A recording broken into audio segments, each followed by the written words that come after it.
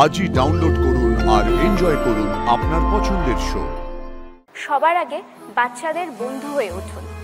এই প্যারেন্টিং স্টাইলটা যদি করা যায় যে আমি ওর কনসার্নও নিলাম এবং তার যে কনসিকোয়েন্সেসটা ওকে বললাম একদম। আজকে দিদিরা ঘরে বাইরে সমান, যারা প্রতিদিনের ছোট ছোট লড়াই জিতে নিজেদের মতন করে জীবনকে সাজিয়ে তুলেছে, তারা সকলেই গৃহিণী, তবে সংসার সামলে দিদিদের শখকে বেছে নিয়েছে পেশা হিসেবে। এরা প্রত্যেকেই নিজেদের জায়গায় দিদি নাম্বার 1।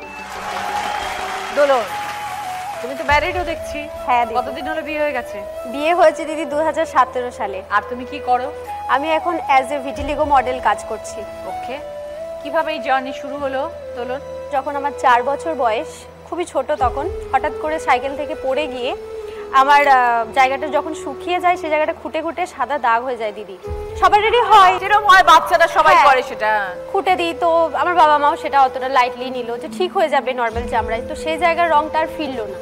স্কিন স্পেশালিস্ট দেখানোর পরে আমরা জানতে পারি যে আমার সেতি হয়েছে এবং ডাক্তারের কাছ থেকে জানতে পারি যে ভবিষ্যতেও আমার পুরোটাই সাদা হয়ে যাবে, চুলও, চোখের পাতা, ভুরু সব। তারপরে বাবা মা যখন আমি বড় হতে লাগলাম, ডাক্তার আমার চেঞ্জ হতে থাকলো, ওষুধ চলতে থাকলো, আমার দাগ ডে বাই ডে বাড়তে শুরু করলো।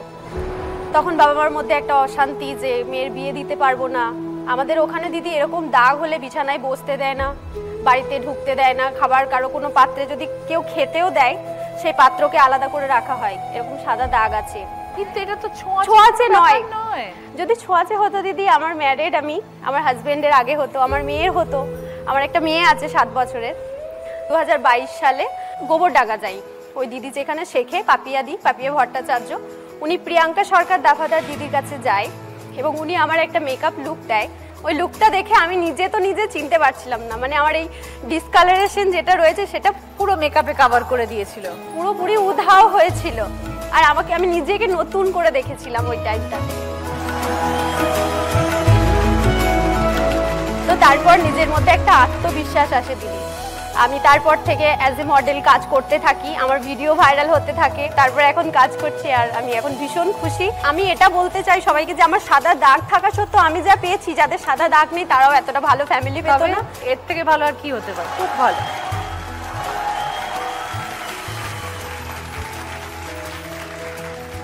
খুব ভালো। অল দ্য বেস্ট, জীবন আরো অনেক বড় হোক, আরো বড় মডেল হতে হবে। Okay, good luck. June, cloud kitchen থেকে কেটারিং। রান্না ভালো জানতে তুমি? রান্না ছোটবেলা থেকে তো আমি কোনোদিনই মা কিছু করতে দেয়নি। আমার মা 18 বছর বয়সে মারা যান। তারপর আমি কলেজ লাইফের পরে চাকরিতে জয়েন করি। আমি 2013 থেকে 2020 অবধি চাকরি করেছি। আমার বিয়ে হয়ে যায় 2016-তে। 18 থেকেই ফ্যামিলিতে একটা মেডিকেল এমার্জেন্সি হয়ে যায়, কিন্তু 2020-তে এতটাই বাড়াবাড়ি হয় সেই সময় আমার চাকরি ছাড়তে হয়। আর আমার হাজব্যান্ডের প্রফেশনের জন্য ও সবসময় বাড়িতে থাকতে পারে না, আর আমার বাড়িটার সামলানোর দায়িত্ব তখন আমার ওপর পড়ে যায়। সেই সময় আমি ভাবি যে আমি এমনি তো বসে থাকতে পারবো না, সারা জীবন তো চাকরি করেছি, তো বাড়ির থেকে যদি কিছু করা যায় যেটা সংসারটাও সামলানো যাবে, তখন মনে হলো আমি তো রান্না ভালোবাসি। আমি ডিসাইড করি যে একটা ক্লাউড কিচেন স্টার্ট করব। খুব মিনিমাম ইনভেস্টমেন্টেই আমি স্টার্ট করেছিলাম, খুব বেশি ইনভেস্টমেন্ট লাগেনি, বাড়ির কিচেনেই স্টার্ট করেছিলাম। 2022 অবধি আমি এটা চালাতে থাকি। আমি একা লাস্ট 60 জন অবধি রান্না করেছি। আচ্ছা, তারপরে আমার মনে হচ্ছে আমি আর একা পারছি না, তখন আমি মনে করলাম আমার টিম তৈরি করা দরকার। কিভাবে সেটা করলে? আমি বিভিন্ন বিয়ে বাড়িতে যেতাম, প্রথমে আগে আমি তাদের সাথে কথা বলতাম কেটারিং সার্ভিসে। এরকম করতে করতে আমার একজনের সাথে আলাপ হলো, কৃষ্ণেন্দু মল্লিক, উনি এসছেন আমার এখানে। পুরো ইনফ্রাস্ট্রাকচারটা তার পুরোটা ছিল। ক্লাউড কিচেন থেকে কেটারিং করা যায়, কারণ ক্লাউড কিচেনটা পুরোপুরি আলাদা জিনিস আর কেটারিংটা পুরো আলাদা। কেটারিং করতে গেলে আমার একটা নিজস্ব কিচেন দরকার পড়বে, অনেক বড় বড় ইউটেন্সিলস দরকার পড়বে, তার সঙ্গে প্রচুর ম্যান পাওয়ার দরকার পড়বে। আমি ম্যান পাওয়ার না নিয়ে একটু চেষ্টা করেছি উইমেন পাওয়ারকে নিয়ে। তার সঙ্গে সঙ্গে আমার আরেকটা বেকারি সেকশন আছে, আমি আমার বেকারি সেকশন এবং কেটারিং সার্ভিস দুটো একসাথে নিয়ে আমি এখন এগিয়ে যাচ্ছি। জুনের টিমকেও আমার তরফ থেকে অনেক অনেক শুভেচ্ছা। Very good. শাকিলা, সুন্দরবন থেকে এসছো। হ্যাঁ দিদি, তো ছোটবেলা থেকে আমি দেখেছি আমাদের সম্প্রদায়ে মেয়েদের খুব তাড়াতাড়ি বিয়ে হয়ে যায়, 13-14 বছর বয়সেই বিয়ে দিয়ে দেয়। আমার জীবনেও সেরকম ঘটনা ঘটেছে। মানে আমার যখন 14 বছর বয়স, আমি যখন 8 পাস করেছি, তখন আমাকে বিয়ে দেওয়ার জন্য একটা বড় তোড়জোড় শুরু করেছিল বাবা। আমি সেটাকে ভীষণভাবে আটকে দিই যে না, আমি বিয়ে করব না, আমি পড়াশুনো করতে চাই, আমি একটু বড় হতে চাই।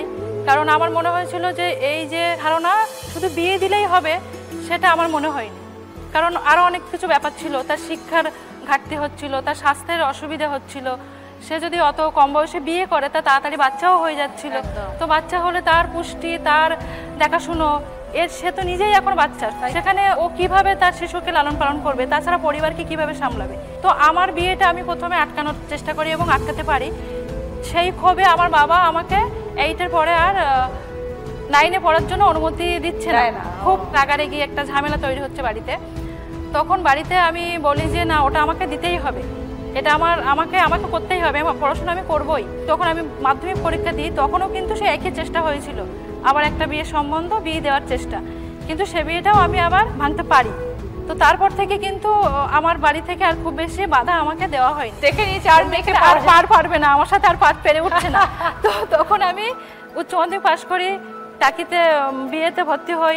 সেই পাশ করার পর আমার যেহেতু একটা চিন্তা ছিল এরকম, আমাকে কিছু করে দেখাতে হবে, কিছু প্রমাণ করতে হবে, আমাকে দায়িত্ব নিতে হবে। তখনই তো বোঝা যাবে যে সেটা সম্ভব, মেয়েরা কিছু পারে, তাহলে ওটা না এটাই ঠিক। চাইল্ড লাইন প্রোগ্রাম যেটাকে বলে, 1098-এ কল করলে কোনো পয়সা লাগে না। আমরা ওই প্রোগ্রামের মাধ্যমে প্রায় 1200 চাইল্ড ম্যারেজ, কম বয়সে বিয়ে আটকিয়েছি। তার জন্য আমাদেরকে অনেক সেটিং হতে হয়েছে। এমন হয়েছে, বলেছে যে তুমি ঠিক আছে, আমার বিয়ে ভাঙলে, তো আমার মেয়ের বিয়ে ভাঙলে তুমি রাস্তা দিয়ে যাবে না, তোমার ওই মাথায় গাছ ভেঙে দেবো, তুমি মরবে। আমি তখন বলেছিলাম তোমাকে 1 মাস টাইম দিলাম, যদি তুমি করতে পারো তাহলে আমি তোমার জন্য গিফট রেখে যাবো। আমি তো মারা যাবো, কিন্তু তোমার জন্য আমি গিফট রেখে যাবো। খুব ভালো, শাকিলার মতন সাহসী মেয়ে দরকার আমাদের। খুব ভালো শাকিলা, থ্যাংক ইউ দিদি, থ্যাংক ইউ। সাইকোলজিস্ট, বাচ্চাদের অ্যাডোলেসেন্সের সময় মেইনলি তোমার যে প্রবলেমগুলো সলভ করতে হয়, সেটার জন্যই তুমি মেইনলি কাজ করো। এই স্টেজটাতে না ভীষণ প্রবলেম ক্রিয়েট হয়, যেখানে বাচ্চা অ্যাডোলেসেন্স থেকে অ্যাডাল্টহুডে যাচ্ছে।